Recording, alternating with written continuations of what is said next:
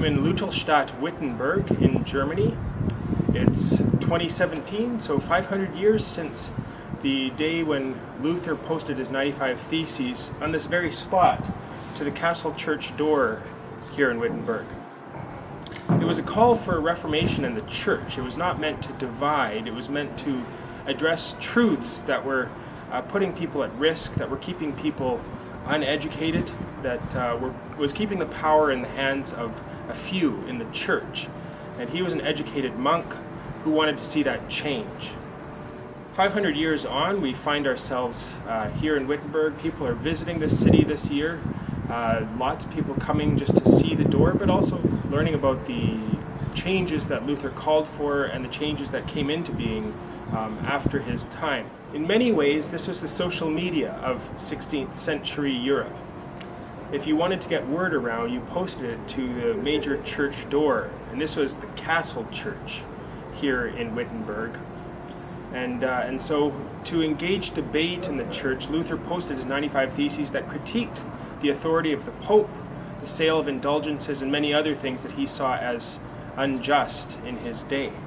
Another piece in this story is that by the time Luther was alive, the Gutenberg press had come into being.